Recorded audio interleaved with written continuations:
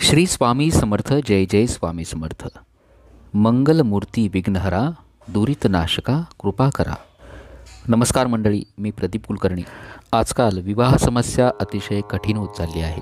बऱ्याच वेळा आपल्या मनासारखा जोडीदार आपल्याला मिळत नाही किंवा लग्न जमत येतं आणि मग काहीतरी अडथळे निर्माण होतात. पत्रिकेतील दोषामुळं, मंगल दोषामुळं, यामुळं देखील बऱ्याच वेळा विवाह जमण्यास उशीर होतो. वय वाढल्यानंतर विवाह जमणं अवघड होऊन जातं. अशा अनेक विवाह समस्यांचं निवारण होण्यासाठी गणेश मंत्र साधना कशी करावी हेच आपण आजच्या व्हिडिओत बघणार आहोत. आपल्या सर्वांना माहिती आहे की गणपती बाप्पाला मांगल्याची देवता म्हटलं जातं आणि म्हणूनच त्यांचं नाव आहे मंगलमूर्ती. त्यामुळं कुठल्याही कार्याची सुरुवात करत असताना आपण गणपती पूजनानं सुरुवात करत असतो. गणपती बाप्पाची एक विशिष्ट मंत्र साधना आपल्याला करायची आहे, जी केल्यानंतर विवाह ठरण्यामध्ये, विवाह जुळवण्यामध्ये, तसंच जुळलेला विवाह पार पडण्यामध्ये जे अडथळे निर्माण होतात, या सर्व अडथळ्यांचं, समस्यांचं निवारण होतं. अडलेले विवाह लवकरात लवकर जमतात. ओम श्री गणेशम विघ्नेश विवाहार्थे ते नमः या गणेश मंत्राचं आपल्याला रोज एक माळ याप्रमाणे 121 दिवस एकूण 121 माळा पठण करायचं आहे. या व्हिडिओच्या शेवटी आपण 108 वेळा हा मंत्र पठण करणार आहोत. आपण हा मंत्र ऐकून सोबत पठण केला तरी चालेल. आपल्या सर्वांना माहिती आहे की आज चतुर्थी आहे. चतुर्थीपासून आपण ही सेवा सुरू करा. ज्यांना नाही शक्य होणार, कुठल्याही दिवशी किंवा बुधवारी या सेवेला आपण सुरुवात करावी. सलग 121 दिवस या मंत्राचं रोज एक माळ याप्रमाणे पठण करायचं. महिलांच्या बाबतीत मध्ये जर अडचण आली तेवढे दिवस सोडून द्यायचे.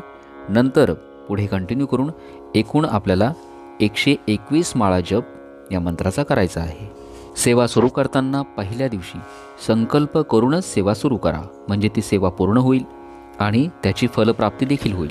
सेवा सुरू असताना जमेल तेव्हा आपल्या जवळपास असलेल्या गणेश मंदिरात किंवा आपल्या घरातच गणपती बाप्पाला मोदक, दुर्वा अर्पण करायच्या. शक्य होईल तेव्हा गणपती मूर्तीवरती गणपती अथर्व शीर्षानं अभिषेक करायचा. आपला जप पूर्ण झाल्यानंतर त्या दिवशी किंवा त्याच्या दुसऱ्या दिवशी उद्यापन करायचं. साध्या पद्धतीनं घरातच उद्यापन करायचं. गणपती बाप्पाला मोदकांचा नैवेद्य दाखवायचा आणि आरती करायची. तर हे अगदी साधं सोपं व्रत चतुर्थीपासून किंवा कुठल्याही बुधवारी सुरू करा. नक्कीच आपल्या घरातील सदस्यांचे अडलेले विवाह जमतील. चला मंत्र पठण करूया. ओम श्री गणेशं विघ्नेश विवाहार्थे ते नमः. ओम श्री गणेशं विघ्नेश विवाहार्थे ते नमः. ओम श्री गणेशं विघ्नेश विवाहार्थे ते नमः. ओम श्री गणेशं विघ्नेश विवाहार्थे ते नमः. ओम श्री गणेशं विघ्नेश विवाहार्थे ते नमः.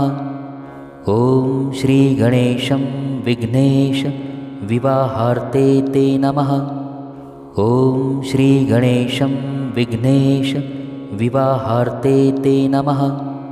ओम श्री गणेशं विघ्नेश विवाहार्थे ते नमः.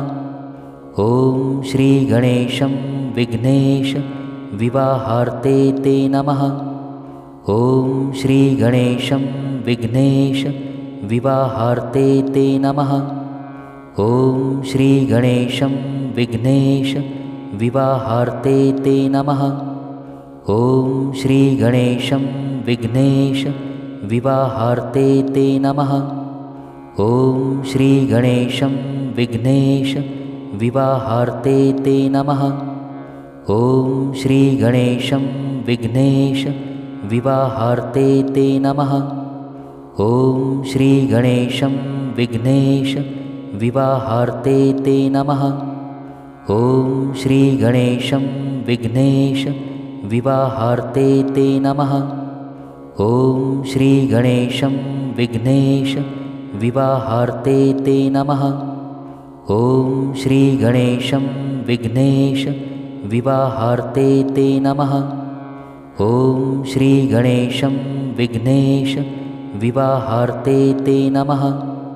ओम श्री गणेशं विघ्नेश